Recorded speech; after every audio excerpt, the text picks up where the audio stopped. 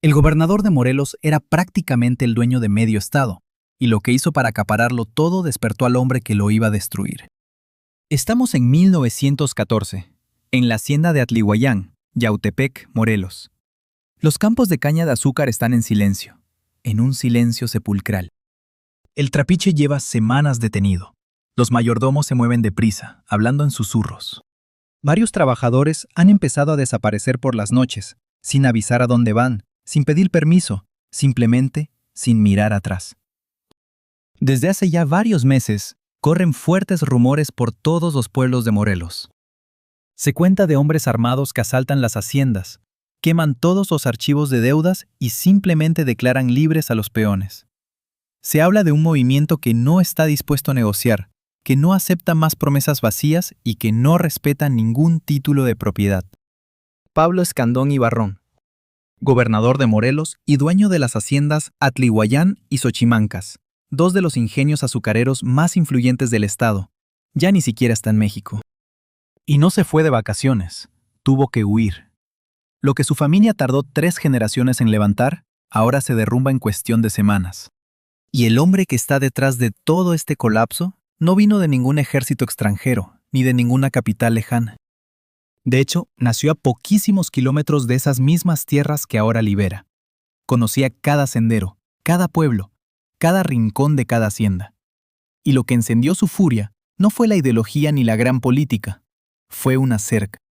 Una simple cerca que Pablo Escandón ordenó levantar en 1903 sobre 100 hectáreas de tierras comunales que, legalmente, no le pertenecían.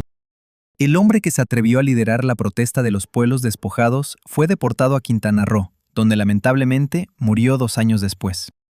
Pero ese abuso jamás se olvidó, créeme, nunca se olvidó. Aunque de eso hablaremos más adelante. Esta no es solo la historia de una familia acaudalada que simplemente perdió sus enormes propiedades. Es la crónica de cómo los Escandón lograron convertir el azúcar de Morelos en un poder político absoluto.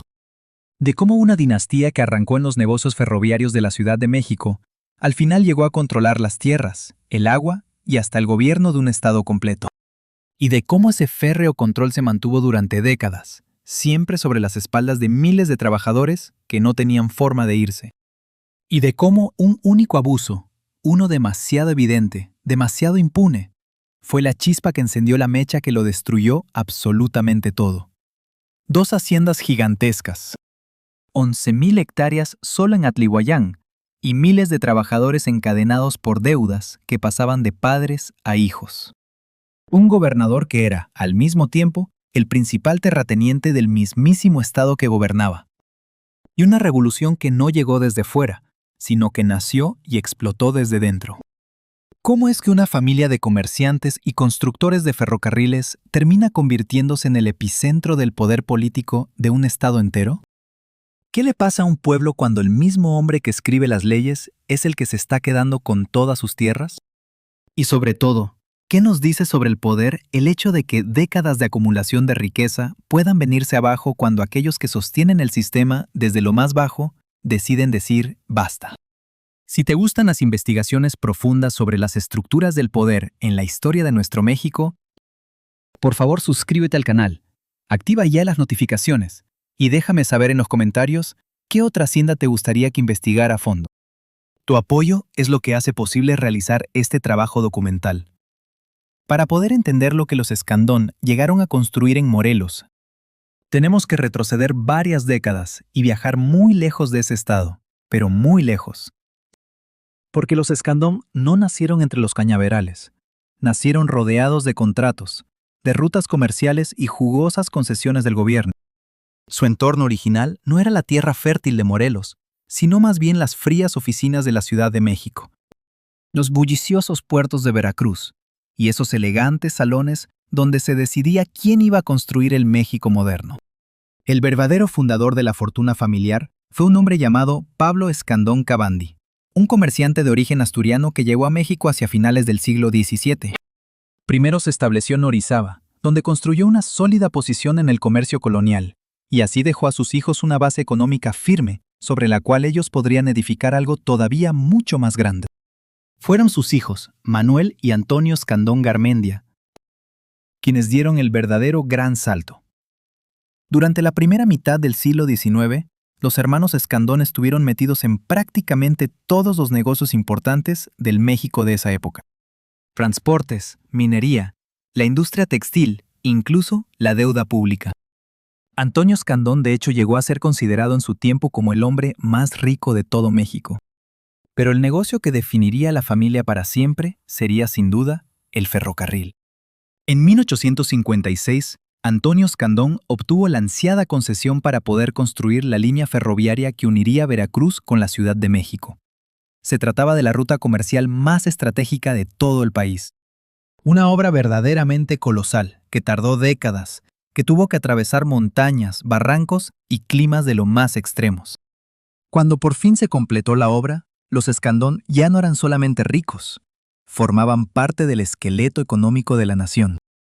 Y de esa inmensa fortuna, de esos contactos clave, de esa posición tan privilegiada, nació la siguiente generación. Manuel Escandón Barrón, quien era sobrino de Antonio, heredó una parte de esa fortuna y la invirtió en algo totalmente diferente, en la tierra, y concretamente en Morelos, en el negocio del azúcar. Morelos, por aquella época, era junto con Veracruz el estado más productor de azúcar de todo México. Con su tierra cálida y húmeda, sus abundantes ríos y su clima, Morelos era el paraíso para la caña de azúcar.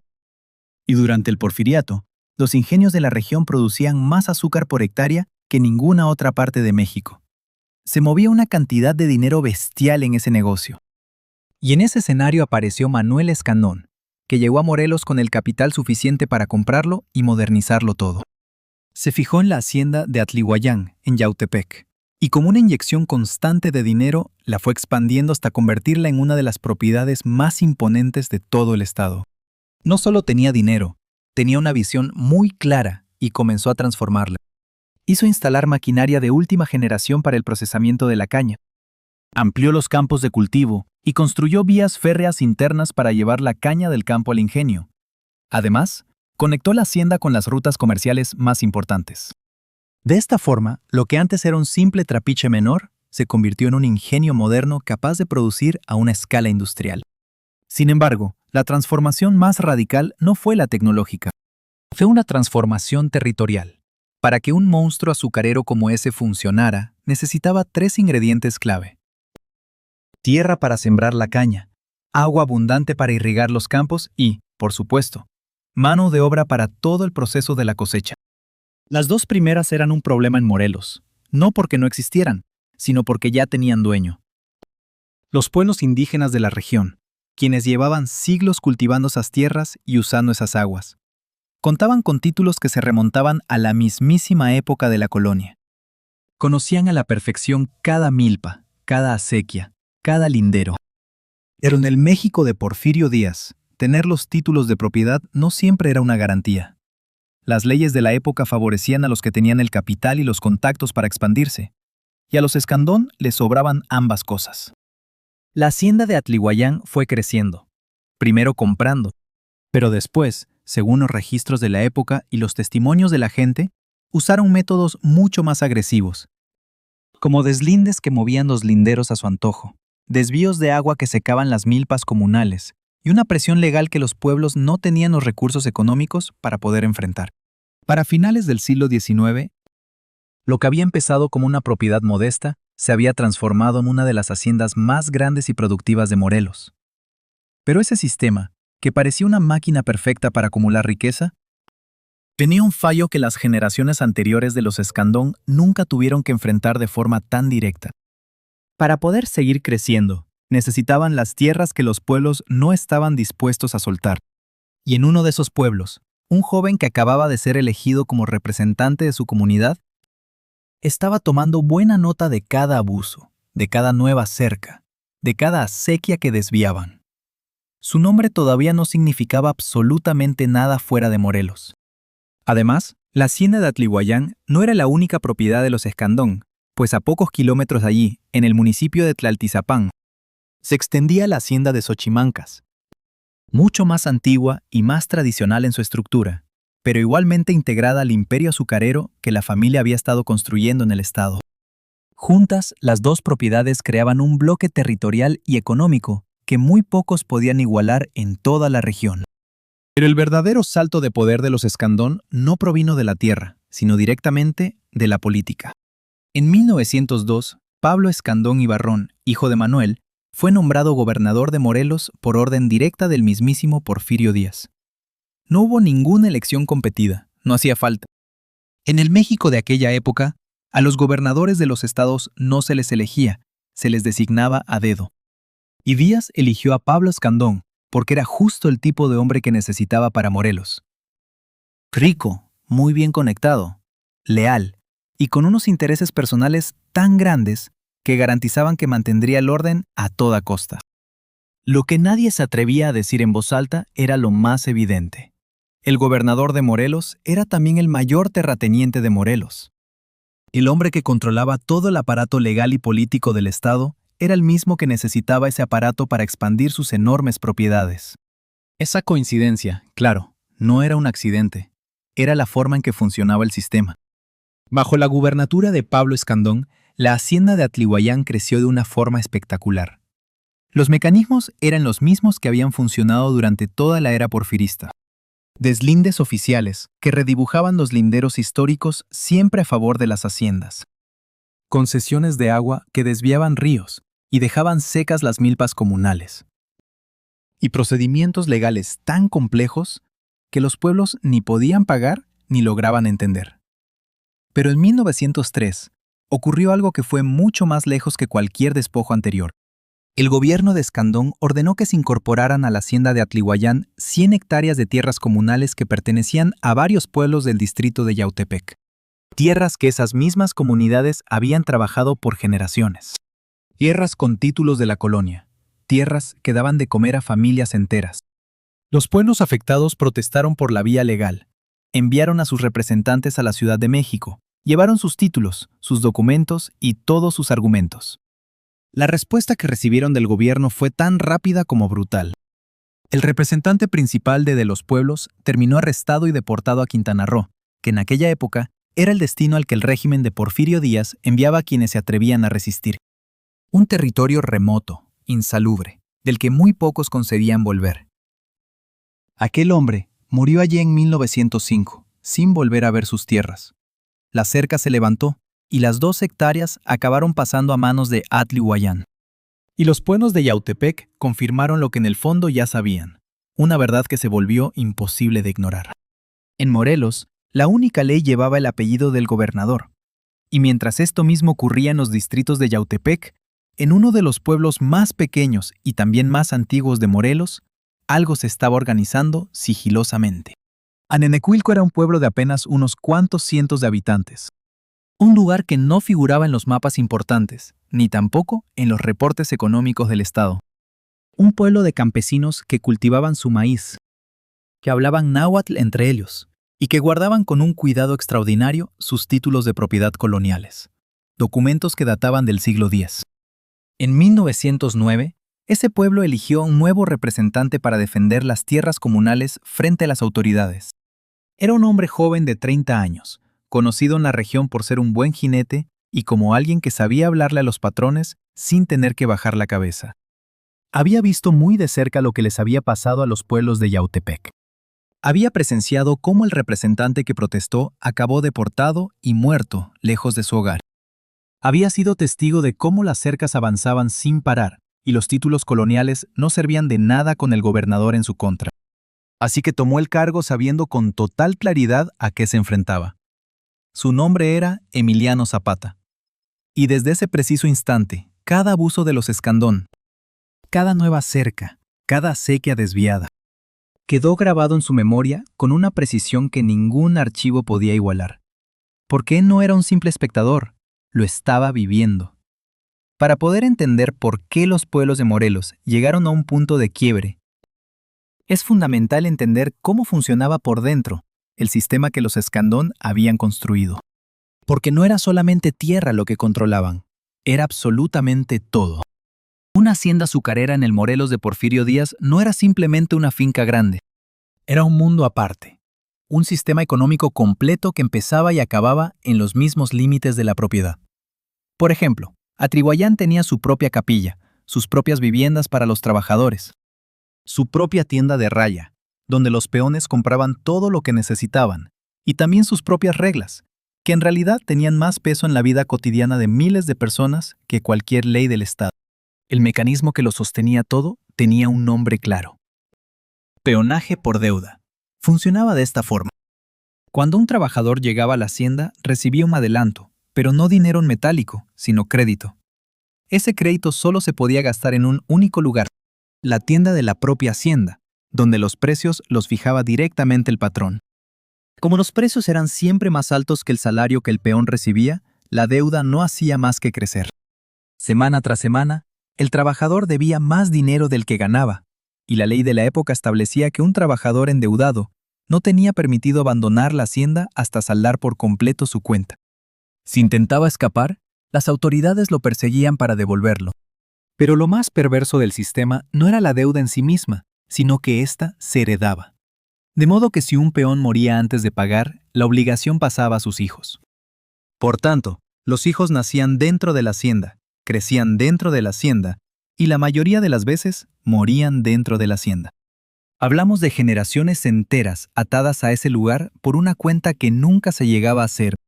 En Atrihuayán, como en el resto de haciendas azucareras de Morelos, los trabajadores permanentes vivían en viviendas dentro de la propiedad.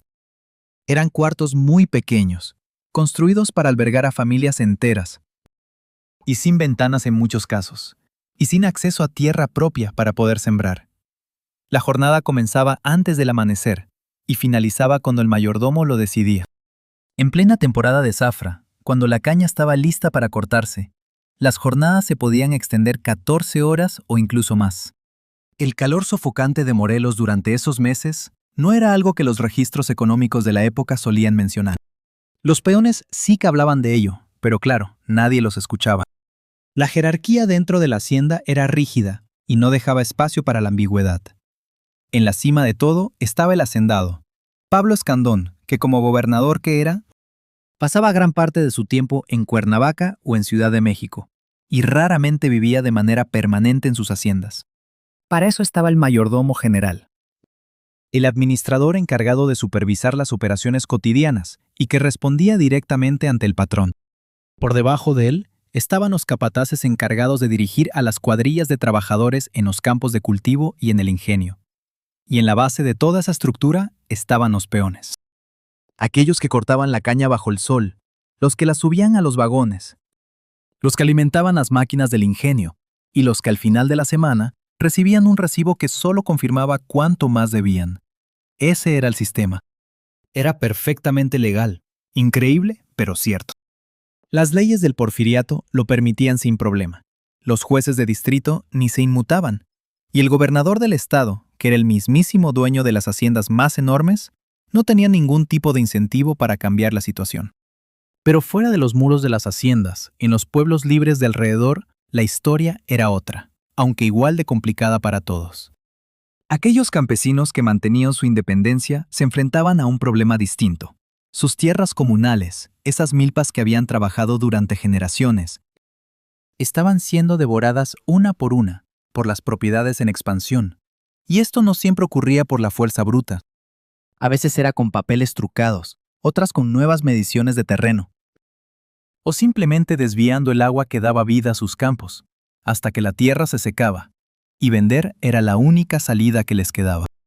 Emiliano Zapata, como siendo el representante de Anenecuilco, recorría los pueblos de la zona, escuchaba cada caso, reunía los testimonios y luego llevaba los reclamos ante unas autoridades que no escuchaban. Las respuestas, cuando llegaban, venían siempre del mismo sitio, del gobierno del estado, del propio gobernador Escandón. ¿Y la respuesta, saben cuál era? Siempre la misma. Este sistema que llevaba décadas operando sin aparentes consecuencias iba acumulando una tensión brutal.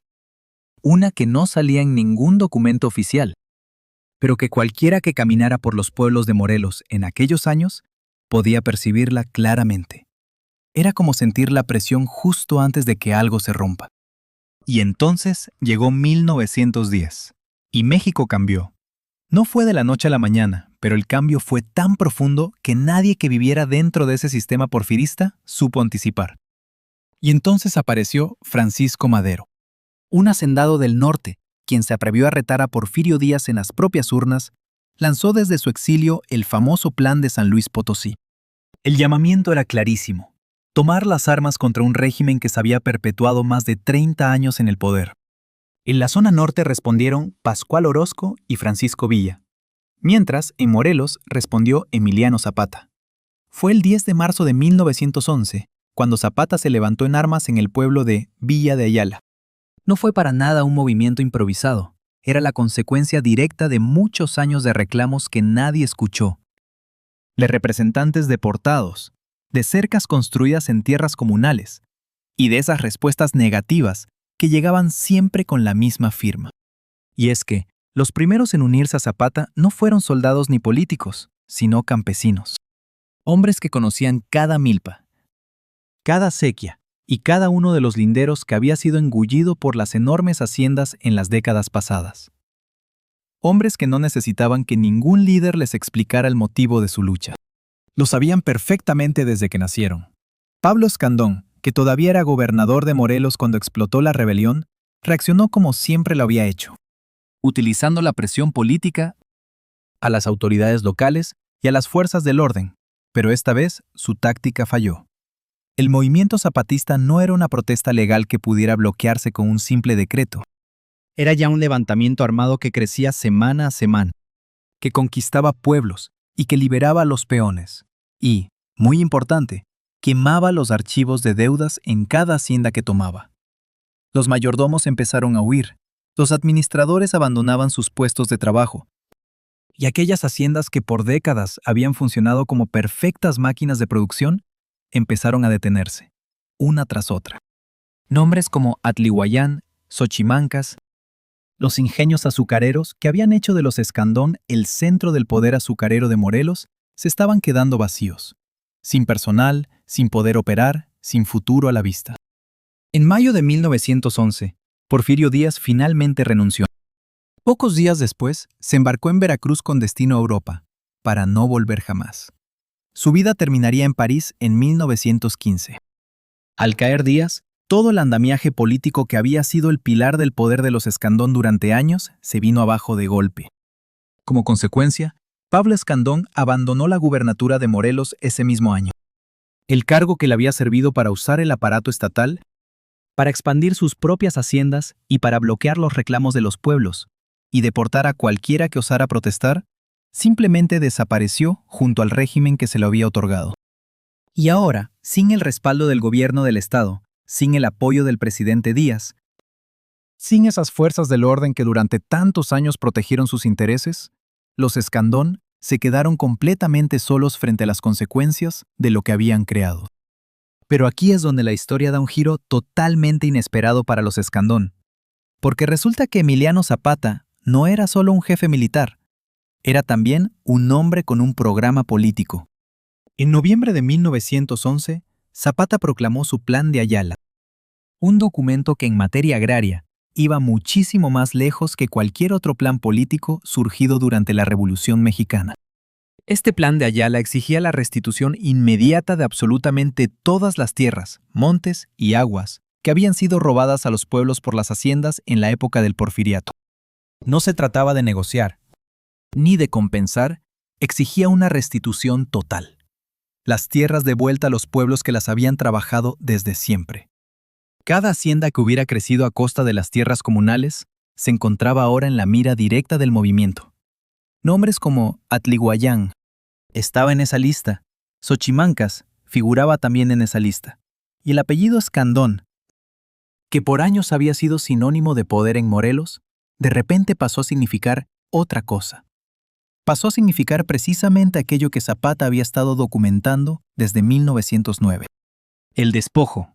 Entre 1911 y 1914, Morelos vivió un proceso que no tenía ningún precedente en la historia del país. No se trataba de una simple guerra. Era el desmantelamiento sistemático de un orden que había estado en pie durante décadas. Las fuerzas zapatistas avanzaban por todo el estado con una metodología muy precisa. Llegaban a las haciendas, Liberaban a los peones, quemaban los archivos de las deudas y devolvían las tierras a los pueblos que las habían reclamado por generaciones, sin obtener jamás una respuesta. No era desorden, era el plan de Ayala en plena acción. Las haciendas de la familia Escandón no fueron, por supuesto, la excepción.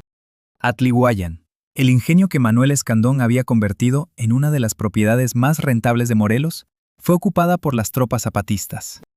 En el interior de sus instalaciones, el general Alberto Paniagua instaló nada menos que una fábrica de fundición de armamento.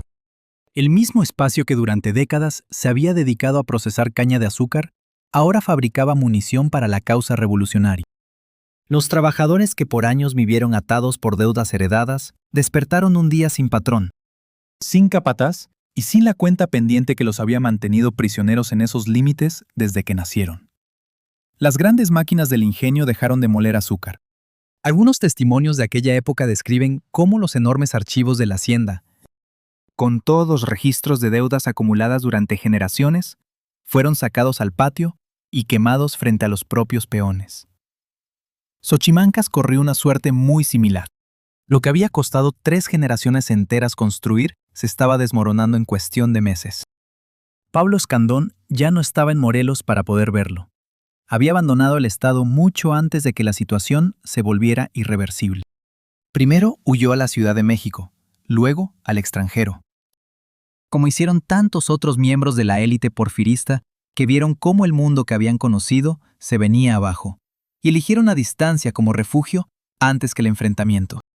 No se trataba de cobardía, sino del reconocimiento de un hecho que el sistema nunca había contemplado. Que los pueblos que habían sido despojados de todo, ahora tenían su propio ejército. Pero la historia de los Escandón en este periodo no concluye con la simple huida de Pablo. Porque mientras Morelos ardía, en la Ciudad de México y en los círculos del poder federal, se estaba librando una batalla muy distinta. Una batalla de papeles, de decretos y negociaciones que al final determinaría qué iba a quedar en pie cuando el polvo de la revolución se asentara. Los propietarios de las grandes haciendas de Morelos intentaron recuperar sus propiedades por todas las vías que se les ocurrieron. Presentaron sus quejas ante el gobierno de Francisco Madero, quien había llegado al poder tras la caída de Díaz, pero que en realidad no controlaba Morelos. Presentaron sus títulos. Argumentaron que las ocupaciones de los zapatistas eran ilegales. Buscaron influencias y aliados en el Congreso. Madero intentó negociar con el propio Zapata. Le pidió que desarmara a sus hombres y que confiara en el nuevo proceso político. La respuesta de Zapata fue el Plan de Ayala. No existía negociación posible sobre el tema de las tierras. Las tierras eran de los pueblos. Eso no era un punto de partida para ninguna conversación, era la conclusión final de todo. En 1913, el general Victoriano Huerta dio un sangriento golpe de Estado y ordenó el asesinato de Madero. En Morelos, esa noticia no cambió absolutamente nada. Zapata nunca había reconocido a Madero como un aliado real en su lucha por la causa agraria. Y Huerta, quien intentó recuperar el control del Estado por la fuerza militar, se encontró en Morelos con una resistencia que sus generales fueron completamente incapaces de doblegar. Las montañas del sur de Morelos eran territorio zapatista. Las haciendas azucareras estaban o bien paralizadas o completamente destruidas. Y los pueblos que durante el porfiriato habían visto cómo sus tierras desaparecían tras las cercas y los decretos, ahora estaban sembrando maíz en esos mismos campos. Para los Escandón, al igual que para el resto de la llamada casta de los hacendados de Morelos, el periodo entre 1911 y 1915 fue la destrucción total de todo lo que habían construido. No fue por un solo decreto, no fue un único momento, fue una acumulación de sucesos. Primero, la huida de Pablo Escandón y el fin de su gobierno. Después, la ocupación de sus haciendas. A continuación, la quema de los archivos. Luego, la paralización de todos los ingenios. Y después, la siembra de los pueblos en las tierras que habían sido de la familia durante décadas. Cada nuevo paso era la consecuencia directa del paso anterior. Y el primer paso de todos, el que lo puso todo en movimiento, había sido una simple cerca levantada en 1903 sobre 100 hectáreas de tierras que, simplemente, no pertenecían a la familia Escandón. Ese fue el error que ninguna fortuna pudo jamás corregir. ¿Recuerdan lo que mencionamos justo al principio? que el hombre que destruiría todo lo que los Escandón habían levantado no llegó al frente de un ejército lejano ni desde una capital extranjera. Brotó desde la misma tierra de Morelos y lo que realmente desató su furia fue una simple cerca. Ahora entienden de qué cerca estábamos hablando. Para 1915, el movimiento zapatista ya dominaba la mayor parte de Morelos. Las imponentes haciendas azucareras, que en la época del Porfiriato habían generado millones de kilos de azúcar al año, ahora yacían en un profundo silencio. Algunas estaban ocupadas, otras completamente abandonadas, y otras más simplemente habían sido arrasadas por los combates o el abandono. Atluyán, que había sido el gran orgullo productivo de la familia, ya no era un próspero ingenio azucarero, era una ruina en plena descomposición. Pero el movimiento zapatista no se dedicó únicamente a destruir, también supo construir. Zapata estableció en Morelos algo que no se veía en ningún otro estado de la República con tal profundidad: un sistema de tierras comunales que funcionaba de verdad. Los pueblos que habían exigido sus tierras por años, sin que nadie les hiciera caso, ya las estaban sembrando, sin esperar ningún decreto del gobierno federal y sin negociar con ningún intermediario, simplemente sembrándolas. El historiador John Womack, que invirtió años en el estudio del zapatismo, escribió que los pueblos de Morelos durante aquella época vivieron una experiencia verdaderamente única en la Revolución Mexicana. Por primera vez en décadas estaban cultivando su propia tierra bajo sus propias reglas, sin tener que rendirle cuentas a ningún patrón. Ese era precisamente el mundo que los Escandón habían hecho imposible durante generaciones enteras. Y ese era el mundo que Zapata estaba edificando sobre las ruinas de sus haciendas. La respuesta del gobierno federal, por supuesto, no se hizo esperar. Venustiano Carranza, que había tomado el liderazgo del movimiento constitucionalista tras el golpe de Huerta, necesitaba desesperadamente controlar Morelos. Y no era solo por razones militares, pues el azúcar de Morelos era una fuente de ingresos vital que el movimiento revolucionario necesitaba para financiar la guerra en otros frentes. Carranza entonces envió al general Pablo González con un ejército enorme y bien equipado para recuperar el control del estado. González consiguió tomar Cuernavaca en 1916, pero apoderarse de la capital no era lo mismo que controlar todo el estado. Las fuerzas zapatistas, muy astutas, se replegaron hacia las sierras y continuaron operando desde allí. La guerra en Morelos no concluyó con la caída de Cuernavaca. Se alargó durante varios años más, convirtiendo al estado en uno de los territorios más castigados y devastados de toda la Revolución Mexicana. Las consecuencias para las haciendas fueron absolutamente definitivas. No existía manera de reactivar los ingenios azucareros en medio de un conflicto armado. No había trabajadores dispuestos a regresar al viejo sistema de peonaje. Tampoco había mercados que funcionaran con normalidad. Y no había un gobierno local que pudiera garantizar la seguridad de las propiedades. Los Escandón, como el resto de los grandes hacendados morelenses, intentaron de distintas maneras recuperar al menos una parte de lo que habían perdido. Presentaron todo tipo de reclamaciones ante el gobierno federal. Buscaron compensaciones económicas y argumentaron que sus propiedades habían sido destruidas de forma completamente ilegal. Algunas de estas reclamaciones incluso llegaron hasta los tribunales. Pero el México que estaban haciendo de la Revolución ya no era para nada el México del Porfiriato. La Constitución de 1917, promulgada ese mismo año en Querétaro, incluía el famoso artículo 27, un artículo que transformó de raíz el régimen de propiedad de la tierra en México y que además sentó las bases jurídicas para el reparto agrario que se daría después. La era de los enormes latifundios azucareros de Morelos había terminado. Y no fue como consecuencia de una mala gestión, ni por sequías o por crisis del mercado, sino porque el sistema que los sustentaba había sido edificado sobre un despojo que la revolución no estaba de ninguna manera dispuesta a olvidar. En 1919, Emiliano Zapata fue asesinado a traición en una emboscada en la hacienda de Chinameca. El general Pablo González, enviado por Carranza, fue quien organizó la trampa. Un coronel llamado Jesús Guajardo fingió cambiarse al bando zapatista y citó a Zapata en esa hacienda con la falsa promesa de entregarle armas y hombres. Zapata entró confiado y fue abatido. Tenía 39 años. Su muerte no detuvo al zapatismo, ni tampoco la causa agraria que él había representado con tanto fervor. Las tierras que los pueblos de Morelos habían logrado recuperar durante la Revolución nunca regresaron a las manos de los hacendados. El proceso de reparto agrario que se oficializó en los años que siguieron, especialmente durante el gobierno de Lázaro Cárdenas en la década de 1930, terminó por consolidar lo que el movimiento zapatista había comenzado a construir desde su primer día.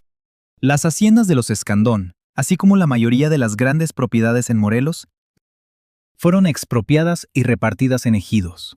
Lo que por décadas había sido la propiedad privada de una sola familia, se convirtió en una tierra colectiva de las comunidades que siempre la habían trabajado. Y a propósito, ¿desde dónde nos estás escuchando? Déjame en los comentarios tu ciudad o tu país. Esta increíble historia del poder en México nos conecta desde todos los lugares donde el español nos hermana. Después de la Revolución, el apellido Escandón se esfumó del mapa político y económico. Económico de Morelos, sino de todo México. Y las haciendas, que habían sido el mismísimo centro de su poder en el Estado, acabaron en manos del gobierno.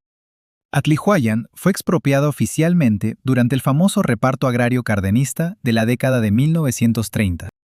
Sus enormes extensiones de tierra fueron distribuidas entre los ejidos de los pueblos de Yautepec, justo los mismos pueblos cuyos representantes habían sido deportados e incluso asesinados por protestar contra los despojos de 1903. La justicia tardó 3 décadas, pero al final llegó. De los antiguos ingenios quedó realmente poco. Las máquinas que Manuel Escandón había instalado con tantísimo orgullo a finales del siglo XIX estaban ya oxidadas o totalmente destruidas. Las vías de tren internas, por donde circulaban los vagones repletos de caña, habían sido devoradas por la vegetación. Los imponentes cascos de las haciendas, que fueron construidos para durar siglos, mostraban las cicatrices de años de abandono y de duros combates. Atlihuayan sobrevivió parcialmente como estructura. Sus sólidos muros de piedra, su capilla y parte de su edificio principal lograron permanecer en pie. Pero aquel ingenio que en su día produjo miles de toneladas de azúcar al año era ya simplemente un eco de lo que fue. Xochimancas corrió una suerte muy parecida. La hacienda que había estado operando durante varias décadas en los municipios de Tetecala y Miacatlán quedó reducida a una ruina en el paisaje de la tierra caliente de Morelos. 2 propiedades que llegaron a representar el poder más absoluto del estado más azucarero de todo México quedaron convertidas en monumentos involuntarios a un sistema que ya había desaparecido. Pablo Escandón Ibarrón vivió hasta 1926. Murió sin poder recuperar sus propiedades en Morelos, sin volver a ocupar ningún cargo político importante. Y sin el aparato del Estado, que por muchos años fue simplemente la extensión de sus negocios privados. Lo que sí pudo conservar fue una parte de la gran fortuna familiar, construida en otras áreas del negocio. Los Escandón eran una familia con negocios muy diversificados, con intereses que iban mucho más allá de las haciendas de Morelos. No desaparecieron del mapa económico como lo hicieron otros hacendados porfiristas. Pero su poder en Morelos, ese increíble poder territorial y político que había convertido al gobernador en el mayor terrateniente del estado que él mismo gobernaba, ese poder nunca más regresó. Los pueblos de Yautepec, que habían perdido todas sus tierras en 1903, las recuperaron varias décadas más tarde. Anenecuilco, el pueblo natal de Zapata, sigue existiendo a día de hoy. Sus habitantes conservan una memoria histórica increíblemente precisa sobre lo que realmente pasó en esos años. Los títulos de propiedad de la época colonial que los representantes del pueblo llevaban consigo cuando iban a quejarse ante las autoridades del porfiriato. Esos mismos documentos que nadie quiso ni ver cuando Pablo Escandón era gobernador son hoy parte del patrimonio histórico del Estado. Los archivos que los zapatistas decidieron no quemar cuentan la historia desde el punto de vista de los hacendados. La memoria oral de los pueblos cuenta la otra cara. Y las 2 versiones juntas nos dan una imagen que ninguna de las 2 podría darnos por sí sola. Hay algo en la historia de los Escandón que trasciende la caída de una familia rica. Es la crónica de un sistema que funcionó por décadas, justamente porque mezcló 2 cosas que deberían estar siempre separadas. El poder de los negocios privados y el poder público, la hacienda y el gobierno del Estado. Los intereses de una única familia y las leyes que se suponía debían proteger a todo el mundo. Cuando esa mezcla se volvió insostenible, cuando el abuso fue tan grande y tan evidente que era imposible ignorarlo, el sistema no pudo reformarse desde dentro. Se derrumbó desde fuera, desde esos pueblos que habían perdido sus tierras, desde los peones que nacían con deudas que nunca contrajeron, y desde un hombre de 30 años en Anenecuilco que decidió que los títulos de su pueblo valían más que cualquier decreto del gobernador hacendado. Si has llegado hasta aquí, ¿conocías esta historia? ¿Te sorprende ver cómo funcionaban estas complejas estructuras de poder? Déjamelo saber en los comentarios y dime desde dónde nos estás escuchando. Hoy, si alguien conduce por la carretera que cruza Yautepec hacia Cuautla, pasa sin darse cuenta por lo que una vez fue el mismísimo corazón del imperio del azúcar de los Escandón. No existen señales que lo indiquen. No hay museos que se dediquen a contar esta historia con todas sus perspectivas. Solamente queda el paisaje verde y cálido de Morelos. Los pueblos con nombres que ya existían mucho antes de que llegaran las haciendas, y los muros de piedra que el paso del tiempo va deshaciendo lentamente a la vera de los caminos. La exhacienda de Atlihuayan sigue existiendo como edificio. Sus enormes paredes de piedra continúan en pie.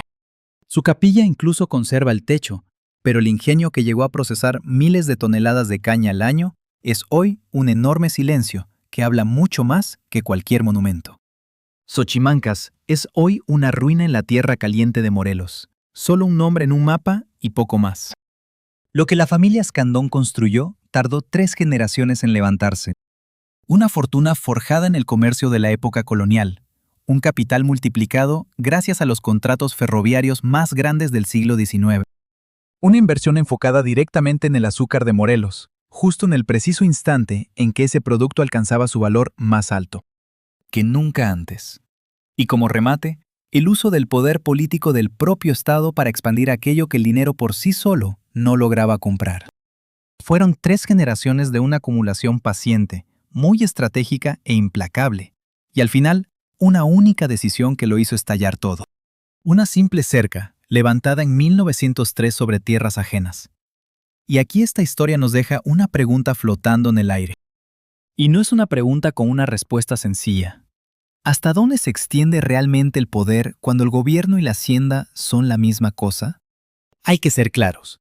Los Escandón no inventaron el sistema de haciendas en Morelos. Dicho sistema ya existía desde la colonia. Ellos no inventaron el peonaje por deudas. Tampoco inventaron la costumbre de expandir sus propiedades devorando tierras comunales. Lo que sí hicieron fue perfeccionarlo. Fue llevarlo a su máxima expresión. Un gobernador que era, al mismo tiempo, el más grande terrateniente de la región, del mismo estado que él gobernaba. Todo el sistema legal estaba puesto al servicio de intereses privados, un mecanismo de despojo que operaba. Funcionaba con la firma y el sello de las mismas autoridades que se suponía debían proteger a los despojados. Ese increíble nivel de confusión entre lo público y lo privado, hay que decirlo, no es algo exclusivo del Porfiriato, ni es exclusivo de México, y desde luego no terminó con la Revolución. Los pueblos de Morelos finalmente recuperaron sus tierras. Eso es totalmente cierto y es muy importante. Sin embargo, las estructuras profundas que hicieron posible el sistema de los Escandón, es decir, la concentración del poder económico y del poder político en exactamente las mismas manos, junto a la normalización del abuso. Cuando el que abusa tiene tanto poder que puede definir la ley, esas estructuras no desaparecen ni como un decreto ni como una revolución. Se transforman, sí. Adoptan formas nuevas y diferentes. Aprenden a funcionar dentro de los nuevos sistemas legales, pero las preguntas de fondo que nos dejan siguen siendo las mismas.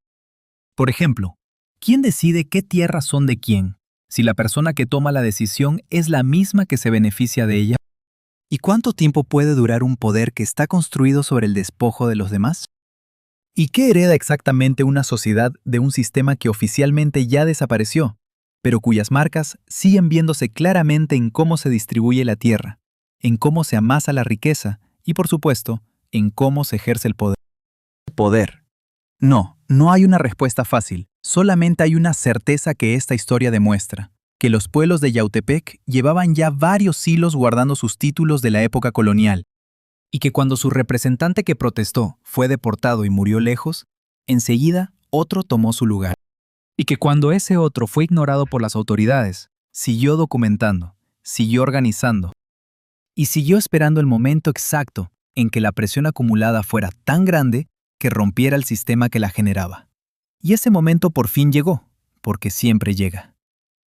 Esta fue, pues, la historia de los Escandón, una familia que desembarcó en Morelos con capital heredado, que transformó el negocio del azúcar en poder político, y que usó ese poder para apoderarse de tierras ajenas.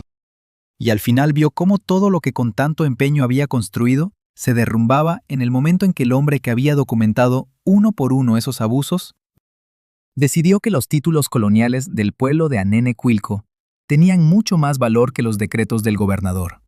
2 haciendas, 3 generaciones enteras y al final, una cerca. Y una revolución que no olvidó. Porque es verdad que hay cosas que una vez se rompen, no regresan. Pero existen otras que, aunque parezcan destruidas, en realidad solo están cambiando su forma. La estructura permanece. M.